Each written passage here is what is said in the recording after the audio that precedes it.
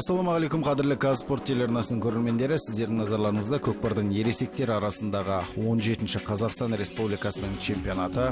Алматы қаласында мамыр айында өткен чемпионатта бүгін форма түстері бір-біріне өте ұқсас қос команда өнер көрсетті. Олар Оңтүстік Қазақстан облысының Құлагер көкпар командасы мен Ақтөбе облысының Құрама көкпар командасы. Міне осы екі команданың арасындағы чемпионаттағы тартысты бәсекені тамашалаймыз.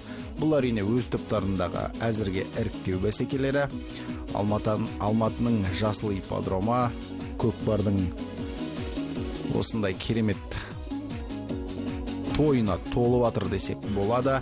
Ұлттық спорттың әрбір жарысы бұл ұлттық спорттың бір мерекесі десек шатаспаймыз. Сонымен дәл қазір екі команданы сіздерге таныстырамыз. Әуелі Құлагер көкпар командасынан бастайық. Бірінші нөмірде Бақтыбай Шырынқұлов өнер көрсетеді. Екінші нөмірдегі Дәулет Айтан, үшінші нөмірде Нұрмахан Омаров, төртінші нөмірде Жорабек Ақбаев, бесінші нөмірде Абылайхан Нышанбеков, алтыншы нөмірде Нұржігіт Мырзабаев, жетінші нөмірде Ерсайын Әлібек, сегізінші нөмірі Темірхан Айтбаев, 9-шы нөмір Асланбек Сайдулла, 10-шы нөмір Нұркен Омаров, 11-шы нөмір Бәйдібек Сабыров, 12-шы нөмір Шымболат Айтуғанов. Ал команданың жетекшісі Ғани Ахметбаев, команданың жаттықтыратын Бақтыбай Шырынқұлов. Ал Ақтөбе облысының құрама командасы мына тізімде өнер көрсетеді. Бірінші нөмірде Мағжан Ахетов, екінші нөмірде Мейрамбек Алиев, үшінші нөмірде Самат Абир, төртінші нөмірде Тимур Иманғалиев, бесінші нөмірде Нұрлан Додай, алтыншы нөмірде Шыңғыс Бошанов, жетінші нөмірде Бейбарыс Маратұлы, сегізінші нөмірде Шымболат Тұрдыбай, 9-да Дәулет Сейділлә, 10-да Серік Мырзашев, 11-де Нұралы Бұздаев, 12-ші нөмір Жәкіш Бердіғали. Ортадағы төреші Бақытжан Төлеген, қапталдағы төрешілер Зиябек Жеткеров, Сейдулла Жалелев және Ақылбек Меңдіғалиев. Ақтөбе облысының команда жетекшісі Бақтияр Төлеуов, ал команданы жаттықтыратын Абат Аймағамбетов. Екі команданың жалпы қарқындары өздеріңізде жақсы білесіздер. Ақтөбе облысының жігіттері соңғы уақытта өте тартысты ойын өрнегін көрсетіп жүрген командалардың бірі һәм бірегейі. Бірақ енді оңтүстіктің Құлагері тәжірибесі өте мол, нағыз көкпардың қайнаған ошағынан келіп отқан жігіттер. Шымкент, Оңтүстік Қазақстан облысы бұл еліміздегі ең бірден бір ұлттық спорттың кең қанат жайған өлкесі. Сондықтан енді тартысты ойын болады деген сеніміміз жоқ емес. Бастаса таза ойын өрнегін көрсетсе болғаны. Екі команданың жігіттері өз мәрелерінің түбіне барып туларын тігет. Бақтыбай Шырынқұлов міне Оңтүстік Қазақстан облысының Құлагер көкпар командасының байрағын желбіретіп кетті. Осы жиекке барып серкені тастайтын болады. Әрине мәре арнайы қалыптасқан. Абылайхан Нышанбек серкені бірінші болып жерден көтеруге тырысқанымен ала алмай қалғанын көрдік. Екі команданың жігіттерінің киімдері өте ұқсас. Сондықтан ажырататын бір дүние бар. Әрбір команданың артында киімдерінің өз облыстары жазылып тұрған айта кетейік. Серке қазір ойын алаңның сыртына шығып кетті деп ұйғарған екен қапталдағы төреші. Осылайша қызыл жалауы көтеріле салып, Бақытжан Төлегенов ойынды тоқтатты. Енді ортада жекпе-жек сайысы болады. Асланбек Сайдулла мен Тимур Иманғалиевтің арасындағы жекпе-жек.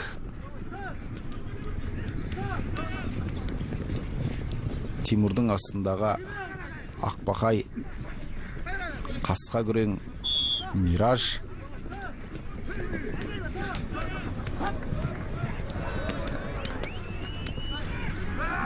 Міне жекпе-жектің нағыз сәйгүліктері қалай өнер көрсететінін көріп отырсыздар. Бірінші болып Темірхан Иманғалиев міне серкені тақымға басуға дайын тұр, бірақ жерден іле алмай жатқан жайы бар. Асланбек Сайдулла енді ұлттық құраманың сапында өнер көрсететін ойыншы, сондықтан барынша мықты жігіттердің бірі, бірақ астындағы аты жекпе-жекте керемет өнер көрсетеді екен. Жақсы, Серкенің жанына жолатпайтын аттың бір екен деп айтуға ауыз бармайды. Өйткені қалай тұрғанын өздеріңіз де көріп отырсыздар. Күреңнен айласын асыра алмай жатыр, қанша кеп қақса да. Бала тәжірибелі болғанмен аттың күші әлсіздеу екен. Егер 2 минуттың ішінде Серке жерден көтерілмейтін болса, онда атта адам да ауысатын болады. Бірақ тартысты жекпе-жектің болып жатқанын көріп отырсыздар. Асланбекке меніңше Темірханға Серкені ұстауға мүмкіндік беріп жерден көтерген кезде тақымына басып алуына болатын секілді. Міне Темірхан Иманғалиев қазір Серкені жерден көтеріп ұстап тұр. Аттың тұяғының арасында қалып қойды. Ойын алаңның сыртына шығып кетті Серке. Енді барлық команданың жігіттеріне Серкені жерден көтере беруге болады. Дәл осылай жалғасқан жағдайда, егер 1 минуттың ішінде Серке жерден көтерілмесе, онда ортада қайтадан жекпе-жек сайысы болады. Сондықтан меніңше жігіттер Серкені жерден көтеріп алуға тырысу керек. Ақтөбенің жігіттері Серкенің маңында тұр, бірақ тағы да Асланбек пен Темірхан қайта айналып кепті. Асланбек міне Серкені тақымға басып алды. Енді атының ұшқырлығы сыналатын кез, өз мәресіне қарай тартады. Темірхан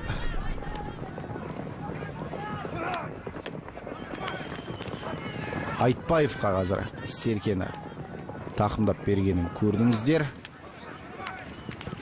Нұрмұхан Омаров қайтадан алып алған екен Серкені. Қорғаныстары өте тамаша. Нұрмұхан Омаровтың тақымында Серке. Нұрмұхан Омаров тамаша бір шабуылды ұйымдастыруға мүмкіндігі бар палуан, бірақ Ақтөбенің жігіттері осал емес. Ахетов Мағжан Нұрмұхан Омаровтың тақымындағы Серкеге жармасып алған. Міне Ахетов Мағжанның күшінің қалай көп екенін көрдіңіздер. Қалай Серкені жұлып алды. Бірақ өз тақымына басуға мүмкіндігі болмай жатыр. Серкеге дейтін талас. Мағжан Ахетов Серкені тақымға басып алуға мүмкіндік бар. Аттың мойнымен қапсыра құшақтап алған қазір Серкені. Әттеген ай. Мағжан Ахетовтың күші нағыз сыналған кезет. Өзінің мықты палуан екенін көрсетіп те үлгерді, бірақ Серке ойын алаңының сыртына шығып кетті. Темірхан Айтбаев, міне сіздердің назарларыңызда ұлттық құраманың ойыншысы Жорабек Ақбаев пен Тимур Иманғалиев қайтадан шығыпты. Тимур Иманғалиевтің астындағы аты өте тамаша. Жекпе-жектің нағыз бабында тұрған сәйгүлігі десек болады. Темірхан Иманғалиев тағы да Серкені жерден көтеруге мүмкіндігі бар. Жорабек Ақбаев мұндай кезде жармаса кету керек. Қараңыздар, қалай жон арқасын төсеп Серкені өзінің үстінде отырған палуанға алдыруға мүмкіндік жасап тұрғанын. Қайтадан Серке жерге түсіп қалды. Ақтөбенің жігіттері Серкені жерден көтерген. Самат Әбиір болатын. Самат Әбиірге Құдай абырой берер мекен. Бірақ Нұрмұхан Омаров Серкеге жармасқан күйі сүйреп ойын алаңының сыртына шығарып жүрді. Енді ортада қайтадан жекпе-жек сайысы болады. Ақтөбенің Болат шаршаған шығар.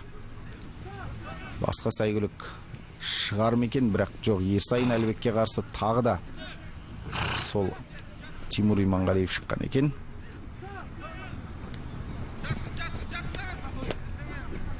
Тағы да Ақтөбенің жігіттері Серкені жерден көтеруге барын салуда. Үш жекпе-жекте 3 жігіт шығарды. Құлагердің жаттықтырушысы. Бірақ үшеуінде де ала алмады. Есесіне ойын алаңның сыртына шығарып жіберіп жатыр. Көбінесе тақымдағы Серкені жұлып алуға кәнігі болған палуандар ғой бұлар. Бақтыбай Шырынқұловтың өзі шыққан екен, осы жекпе-жек өнерінің бірден бірі сақа ойыншылары Мағжан Ахетовпен бірге. Міне Бақтыбай Шырынқұловтың жылдамдығын қараңыздар, қандай тамаша. Серкені алған бой тақымға басып алды. Қарагермен шабуылға шықты. Бұл салым болуға тиісті. Бақтыбай Шырынқұловтың тақымны Серке тисе шабуылды нәтижелі аяқтайтын жігіттердің бірі. Қараңыздаршы, жалғыз өзі жеке дара шауып шығуға мүмкіндігін іздеп келе жатыр. Міне тамаша, әй бұл салым болуға тиісті, керемет. Бақтыбай Шырынқұлов алғашқы есепті ашты. Ойынның 9-шы минутында бәрекелді. Бақтыбай Шырынқұлов, қадірлі телегөрермен, сіздердің алдарыңызда 1981 жылы туған шабандоз, астындағы тұлпарын Ақбақай деп атаған, Оңтүстік Қазақстан облысының Құлагер көкпар командасының сапындағы мықты аттардың бірі.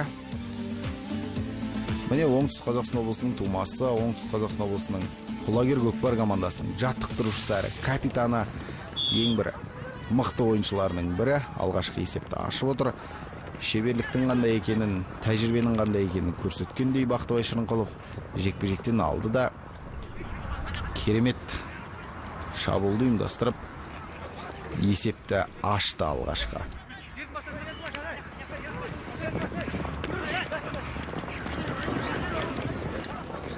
Серке тағы да Оңтүстік Қазақстан облысының жігіттерінің тақымында Абылайхан Нышанбек бұл жолы Серкені жерден көтеріп кеткен. Абылайхан Нышанбек ұлттық құраманың сапында Алматы облысының Құлсары дейтін сәйгүлігімен өнер көрсететін палуан. Енді ілгіштігінде сөз жоқ, екі жағына бірдей еңкейет. Оңтүстік Қазақстан облысының Мақтарал ауданының тумасы, 1994 жылы туған жас шабандоздардың бірі, нағыз Азамат дейтін теңеуге лайықты жігіт. Әлде болса Серкені тақымға басып жүрген, бірақ командалық әріптесіне қазір ұзатып беріп еді, бірақ үмітті ақтай алмады. Абылайхан қайтадан Серкені жерден іліп кетуге тырысқан, бірақ толыққанды ала алған жоқ. Ақтөбе облысының палуандары Шыңғыс Бошанов қазір Серкені өз тақымына басып алды. Қараңыздаршы, мәреге жақындаған кезде Оңтүстік Қазақстан облысының Құлагердің қорғанысы қандай екенін көрсетті. Тағы да Бошанов доданың ту сыртынан айналып келуге тырысқан, Серкені ыңғайлап өз тақымына әдемілеп қойып алды. Осы басқан күйі енді шабуылға шығу керек. Құлагердің жігіттері кес-кестеп алдынан қайта-қайта шығады. Міне мәреге жақындатпай жүр. Бошановтың тақымындағы Серке, тақымы бос болмаса болғаны Бошановтың. Мінекей тағы да ту сыртынан айналып шығып кетуге мүмкіндік ашқан.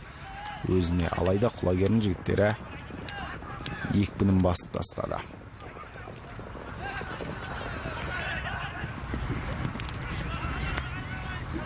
Әлде болса Шыңғыс Бошанов Серкені өз тақымына ұстап жүр. Жақындатқызбайды, қараңыздаршы. Командалық ойын қорғаныс дейтін осылай болу керек қой. Енді осыдан кеткеннен жұлып алуға тырысады.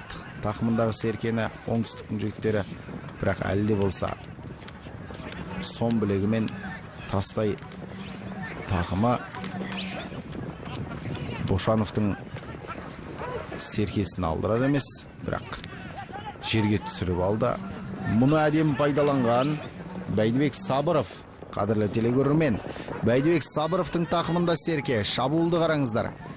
Міне қазір тізгінді тартады. Қасқа күрең, қасқа тор екен. Мінекей ашылды. Бұл салым болуға тиісті. Мәренің қақ ортасына келіп тастай салу керек, тақымнан жіберіп. Иә, салым. Бұл салым, қадірлі телегөрермен, Бәйдібек Сабыровтың орындауында. Бәйдібек Сабыров, міне сіздердің назарларыңызда 1993 жылы туған шабандоз, астындағы тұлпары бес қасқа. Ойынның 13-ші минутында есепте еселеді. 2-0. Құлагер өзінің Құлагердей жүйрік команда екенін көрсетті. Жоқ жерден салым салып деп айту қиын, бірақ дегенмен шабуылдарын өте нәтижелі аяқтайды. Тағы да Жорабек Ақпаев, Оңтүстік Қазақстан облысының ойыншысы, Серкені жерден көтеріп алуға тырысқан, бірақ бұл әрекетінен ештеңе шыға қойған жоқ. Кіші шеңберде жатқан Серкеге талас 1 минуттың ішінде Серке жерден көтерілу керек. Әйтпесе ойын тоқтатылады да ортада жекпе-жек сайысы болады. Бірақ жекпе-жекке апармайтынын көрсетті жігіттері. Тағы да Құлагердің жігіттері Серкені тақымдап апты. Әрқайсысы тақымкеш палуандар бұлардың. Асланбек Сайдулла ұлттық құраманың сапында өнер көрсететін ойыншы. Асланбек Сайдулланың тақымындағы Серкен мәренің қақ ортасына түсер ме екен, көрейік. Асланбек аттың тізгінін ары бұрып, кері бұрып, шабуылдың өтінде жүр. Міне бұл салым, өте тамаша. Асланбек Сайдулла бұл салымның авторы. 1989 жылы туған палуан. Астындағы тұлпары Сұркөжек. Оңтүстік Қазақстан облысының тумасы Асланбек. Еркін күреспен шұғылданған. Өте дене бітімі келіскен, нағыз сон білекті құрыш қолды. Тақымы тастай, өте жылдам, ілгіш палуандардың бірі һәм бірегейі осы Асланбек Сайдулла. Ұлттық құраманың сапында да өте ерекше өнер көрсетеді. Енді тегінен тегін әлсіздерді жинамайды ғой ұлттық құрамаға. Сондықтан Қуан Құрамаевтың тәрбиесін көрген жігіт. Әрине, оңтүстік Қазақстан облысының Құлагер көкпар командасы жетекшісі Ғани Ахметбаев екенін айттық. Оңтүстік Қазақстан облыстық ұлттық спорт мектебінің директоры. Бәйдібек Сабыров қайтадан Серкен тақымға басып алды. Бұл салым болуға тиісті. Керемет нәтиже. Салым. Бәйдібек Сабыров. Тағы да бір таныстыра кетейік. Қадірлі телегөрермен, артықтық етпес. 1993 жылы туған шабандоз. Астындағы тұлпары 5 қасқа. Ойынның 16 минутында есепте еселеп 4-0-ге жеткізді. Оңтүстіктің құлагерінің тынысы ашылды көрермен. Енді тоқтамайды бұлар. Бір салымды бастап берсе болғаны, жалпы көп ойында осы Бақтыбай Шырынқұлов салымның алғашқы легін бастап береді өзі. Одан кейін ары қарай жігіттер алып кетіп қайта-қайта жалғастыратын жақсы білесіздер. Абылайхан Нышанбек қазір Серкен тақымға басқан, жеке дәрі шық келді. Абылайхан Нышанбек өте жылдам жігіттердің бірі. Асланбек Сайдулла да жүрғасында көмектесіп. Міне Абылайханның салымы, қараңыздар. Елеген жоқ тіпті қарсыластарын. Нағыз батыр жігіт қой. Абылайхан Нышанбеков, таныстыра кетейік, қадірлі телегөрермен, 1994 жылы туған айттық. Астындағы тұлпары Бойтұмар, оңтүстік Қазақстан облысының ойыншысы. Міне ойынның 18 минутында тағы бір керемет салымның авторы атанып, командасын алға сүйреп, есепті 5-0-ге жеткізді. Бірінші кезеңнің өзінде 5-0. Ақтөбенің жігіттері қуып жете алады деген пікірмен келісу өте қиын. Әрине, ондай пікір ешкімнің көкейінде жоқ та шығар. Сонда да ақтөбеліктер белді бекем буып ойынға кірісіп кеткен. Десек те құлагердің жігіттерінің керемет өнер көрсетіп жатқан байқап отырмыз. Дәулет Айтанның тақымында Серке. Дәулет Айтан қалай болар екен? Бұл да салым. Дәулет Айтан салым салып кетті. 1995 жыл туған шабандоз. Астындағы тұлпары Миллион Қара. Ойынның бірінші кезеңінің соңғы минуттарында Дәулет Айтан есепте еселеп 6-0-ге жеткізіп кетті. Миллион Қара айтпақшы осы Ақтөбеден шыққан ат болу керек, қадірлі телегөрермен. Кішің бірде жатқан Серкеге төбел Қарагерде отырған Бақытжан Төлеген ұмтылыңдар деп пәрмен берді. Даланы шаңға бөктіріп, 8 атты тақымдаған екі команданың 8 ойыншысы да бірден ойынға кірісіп кетті. Тағы да оңтүстіктің жігіттері Серкен жерден көтеріп алды. Бұл Асланбек Сайдулла. Жалпы жерге шақпанның бір пайдасы әйтеуір Серкенің тақымға басса, салым салмай оймай нәтижелі шабуылдарды ұйымдастыруға болады. Баяғыдай қазандық емес, кім салылады? Екі адам қосақтап жүріп, қазандықтың ортасына тастау керек дейтін мүдде жоқ. Осының нәтижесінде де жерге шақпаннан кейін, мәреде болғаннан кейін оңай болған соңда жетектеуді алып тастаған жайы бар. 6-0 құлагер алда. Бірінші кезеңнің ең тартысты кезеңдері, сәттері сіздердің назарларыңызда.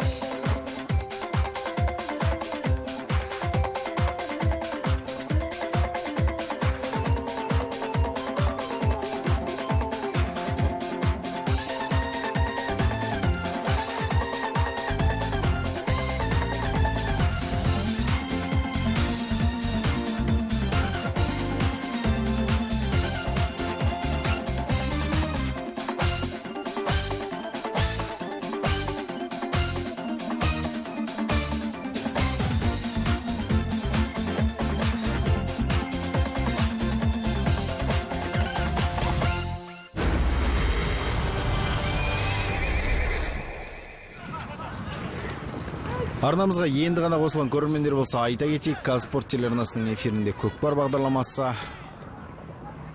Қазақстан Республикасының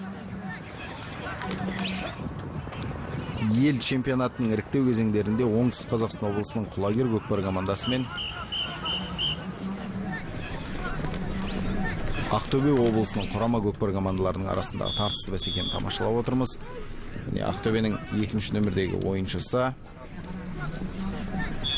Мейрамбек Алиев Серкен тақымға басып шыққан, бірақ аттың тізгініне ие бола алмай қалғанын көрдік. Жорабек Ақпаев пен Шыңғыс Бошановтың арасындағы жекпе-жек, екі команданың жігіттері де алма-кезек ауыстырып тұр.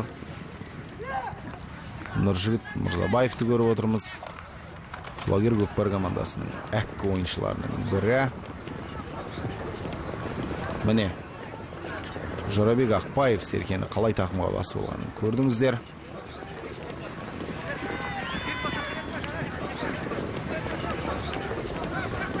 Жорабектің тақымындағы Серкені алып қоюға тырысқан ақтөбеліктердің бұл әрекетінен ештеңе шыққан жоқ. Тиісінше Жорабек өзінің ағасын Нұрмахан Омаровқа қазір Серкен тақымына басып берген екен. Нұрмахан Омаров шабуылға шыққан сәті. Мәреге жақын қалды Нұрмахан. Қалыңның доданың ту сыртымен айналып келуге тырысып бағуда. Қараңыздаршы, қалай өтеді арасынан. Міне бұл салым болуға тиісті. Нұрмахан Омаров екінші кезеңнің есебін ашты. Ойынның 23-ші минутында Сұңқар дейтін сәйгүлігімен Оңтүстік Қазақстан облысында 1986 жыл туған палуан осылайша есеп 7-0-ге жеткізіп отыр. Керемет. Командалы ойын, жүйе бар, қорғаныста қалай өнер көрсетеді. Шабуылдаған кезде Серкені тақымдаған палуанға қалай жол ашу керек екенін білет құлагердің жігіттері. Баршасы да әккі ойыншылар, тәжірибелері мол, асылған. Оңтүстік Қазақстан облысында күнде көкпар, күнде той. Сондықтан бұл жігіттер бұлай ойнамаса азаматтықтарына сын болар еді. Жалпы биылғы осы чемпионат барысында Оңтүстік Қазақстан облысының құлагер көкпар командасы өте бабында екенін айтуға болады. Өйткені жастар арасынан шыққан жігіттер өнер көрсетуде көбісі. Дәулет Айтан мәселен, Ерсайын Әлібек бар, Жорабек Ақпаев бар, Шымболат Айтуғанов бар, Абылайхан Нышанбеков бар, Бәйдібек Сабыров бар. Баршасы да жастардың құрамасынан ең шыққан нағыз тепсе темір үзетін кездерінде өнер көрсетіп жүр. Айтып ауыз жиғанша тағы бір шабуылды ұйымдастырған құлагерліктерді көріп отырмыз. Бұл керемет салым. Шымболат Айтуғанов қадірлі телегөрмен 1995 жылға небәрі 22 жасар ойыншы Алмат Қасқа дейтін сәйгүлікпен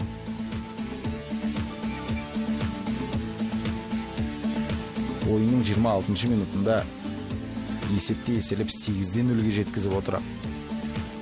Бұл сәйгүлік, бұл тұлпар ұлттық құраманың сапында келіп өнер көрсетті.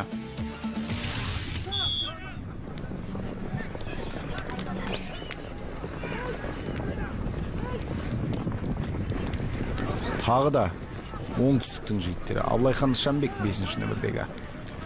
Серкені жұлып алып тақымына басқанын көрдіңіздер. Серпе көтеріп, шіркін-ай, не деген шеберлік десеңізші. Абылайхан Нышанбек қай жағынан шабуыл жасар екен?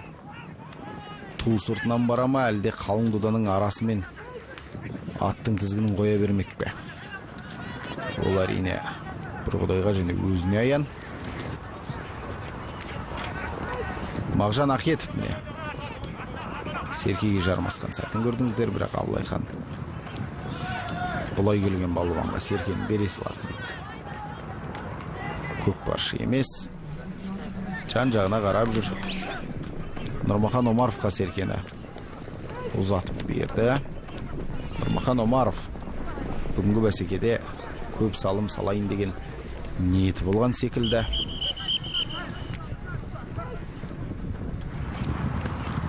Төрешінің ысқырығы естілді, ортада жекпе-жек сайысы басталды. Жорабек Ақпаев пен Мағжан Ахетов қазір ортада жатқан Серкеге таласады. Жорабек Ақпаев мықтылығын танытты. Мағжан Ахетов тіпті артынан ілесіп шаппай жүр. Серкеге жармасқанмен Жорабек Ақпаев қалай шабуылға басып шыққанын көрдіңіздер. Жеке дара шауып келе жатыр. Бұл тамаша салым болуға тиісті. Сауырдан басқан қамша бұл сәйгүлікті дәл мәренің үстіне бірақ әкелді. Міне тамаша салым. Жорабек Ақпаев, қадірлі телегөрермен, 1995 жыл туған шабандоз астындағы тұлпар Бөдене ойынның 29 минутында салым салды. Есеп 9-0. Қараңыздар, жеке дара шауып келді де мәренің үстінде тұрып, асықпай, тоқтап, тақымдағы Серкені тастай салды. Серке қайтадан кіші шеңберде жатыр. Ақтөбенің жігіттері тіпті қорғаныстан қол тимей жатыр еді. Қазір қорғануға да шамалары келмей қалған сыңайлы. Әйтеуір Серкені тақымға басты.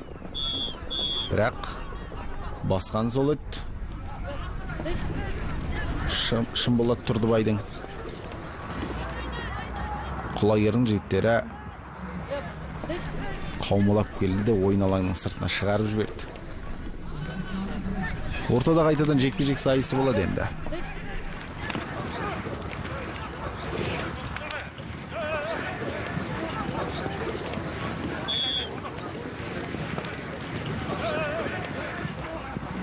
Асланбек Сайдулла шыға салып бірден еңкейген.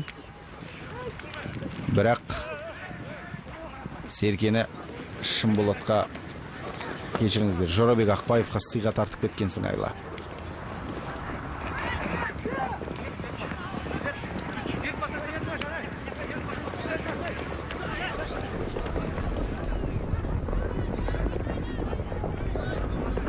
Серке Ақтөбе облысының жігіттерінің тақымында. Ақтөбеліктер осы шабуылды нәтижелі аяқтауға тырысқанымен Серкені жерге түсіріп алды. Қайтадан алып ары қарай шабуыл жалғастыруға мүмкіндік бар, бірақ тура ойын алаңының жиегінің түбінде жатыр.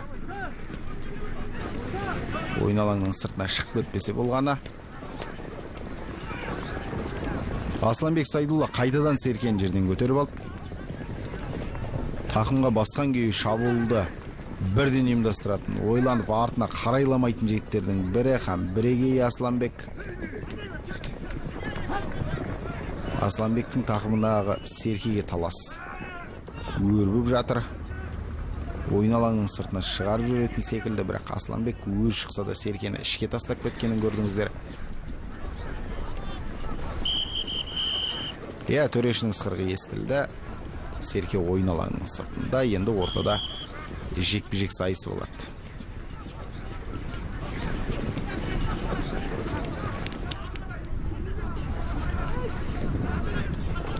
Самат Әбиердің тақымында Серке. Самат жеке дара шауып келе жатыр, бұл салым болуға тиісті. Қараңыздар. Қоржынға бір салым түсті ақтөбеліктер үшін. Самат Әбир, қадірлі телегөрермен, 1988 жыл туған шабандоз. Астындағы тұлпары алтын торы. Ақтөбе облысының палуаны міне ойынның 33 минутында әйтеуір қоржындарына бір салымды алып келді.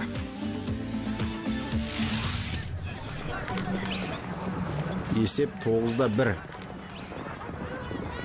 Көрсеткішті бір ғана салымға қысқартып, ақтөбеліктер тағы да бір шабуылды бастауға дайын. Бұл қадірлі телегөрермен Шымболат Тұрдыбай. Өте жас шабандоздардың бірі. Шымболат Тұрдыбайдың тақымында бұл салым болуға тиісті және салым. Өте тамаша. Я, салым. Төрешінің бұл Серке Мәрейінің ішінде жатыр дейтін шешіміне куә болдық. 1995 жыл туған шабандоз ойынның 34 минутында салымды болды. Астындағы тұлпарын Оразбай деп атапты. Оразбай дейтін атбегіден шыққан сәйгілік болса керекті.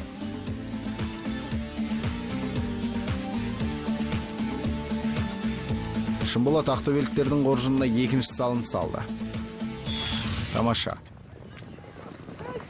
Серке қайтадан кіші шеңбердің ішінде.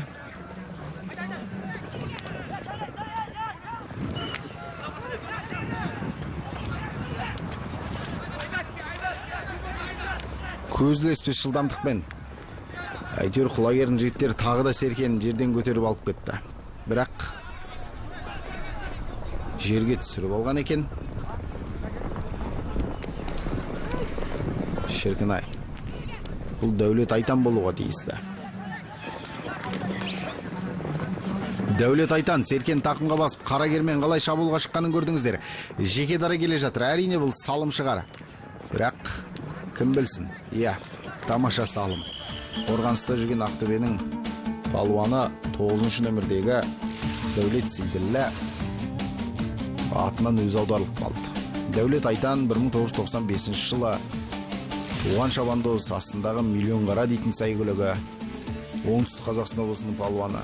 Өзі өзге облыстан легионерді қажет етпейтін жалғыз облыс болса, ол осы Оңтүстік Қазақстан облысы екенін өздеріңіз жақсы білесіздер. Оңтүстік Қазақстан облысының бірталай жігіттері қазір таңда Жамбыл облысының Әулиеата көкпар құрамасының сапында, Маңғыстаудың Адай атасында, Атыраудың Нарында, осы Ақтөбеде көбісі өнер көрсетіп жүргенін біз жақсы білеміз. Тіпті Қызылордада осы Оңтүстік Қазақстан облысының жігіттері бар. Сондықтан құлагердегі бұл жігіттер солардың арасынан іріктеліп алынған ең мықтылары десек болады. Бақтыбай Шырынқұлов пен Нұрлан Додайдың арасындағы жекпе-жек. Бақтыбай Шырынқұлов Серкені қалай тақымға басып алғанын көрдіңіздер. Енді жылдамдығына көзілеспейді Бақтыбайдың, шіркін-ай. Бірден алтыда қалай астындағы атына қамшыны басып өріп кеткенін көрдіңіздер. Осылайша тағы бір салымға қол жеткізіп кетті. Қарсыластарын аяп жатқан жоқ. Жоқ, бұл Ерсайын Әлібек екен, қадірлі телегөрермен. Біз шатастырып алыппыз. Айыпқа бұйырмайсыздар. Ерсайын Әлібек 1994 жыл туған шабандоз. Астындағы тұлпары Аладдин. Міне, уақыт өткен сайын есепті еселеп жатыр.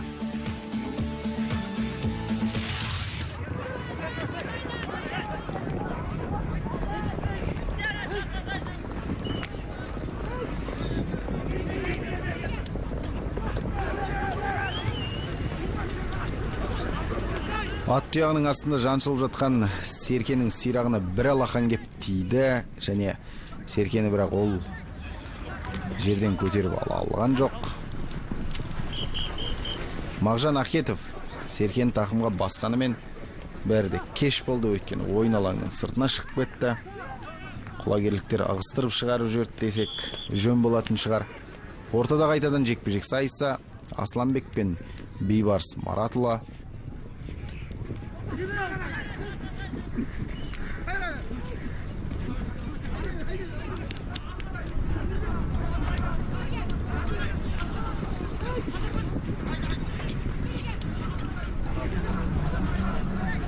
Асланбек қараңыздар ытқып кеп Қалай Серкен тақымға басып алды. Шіркін-ай, астындағы Сұргөжек пен Асланбек Сайдулла тағы бір шабуылды ұйымдастыруға мүдделі секілді. Міне өз жеке дара шығуға мүмкіндік алды. Енді тебініп атты. Тізгінді босатып сала бермек. Қараңыздаршы, қандай ұшқыр астындағы тұлпары. Қылғұйрық екен өзді. Міне келді мәреге. Бірақ тастап кеткен жоқ. Серкені өз тақымына басып алып кеп, асықпай мәреге кеп нақты салым болатын кезінде осындай тамаша өнер көрсеткенін байқадық. Асланбек Сайдулла 1989 жылы туған Оңтүстік Қазақстан облысының ойыншысы. Құлагер көкпар командасының сапында бірнеше жылдан бері өнер көрсетеді. Жасөспірімдер жастар арасында танылған палуан, ұлттық құраманың іргесінде жүрген жігіт. Ойынның соңғы минуттары есеп 12-2.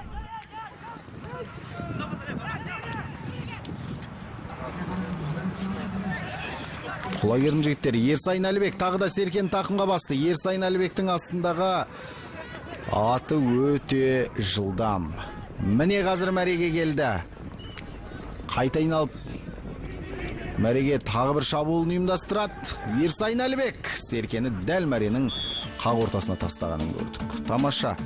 Бұл салым қадірлі телегөрмен. Ерсайын Әлібек 40-шы минутта 1994 жыл туған балуан салым салып кетті. Есеп 13-2. Осылайша бәсекеде өз мәресіне жетті. Ортадағы төреші Бақытжан Төлегеннің ысқырығы да естіледі. Қайталап көріністен Ерсайын Әлібектің қандай тамаша салым салғанын байқадыңыздар. Есеп 13-2. Құлагер көкпар командасы Оңтүстік Қазақстан облысының мерейін осылайша асқақтатып кетті. Бұл көкпар бағдарламасы, бағдарламаның режиссерлары Руслан Дәулетов, Нұрсұлтан Темірхан, ал комментатор әдеттегідей мен Қайырхан Мәулен. Амандықта тілдескенше дейміз.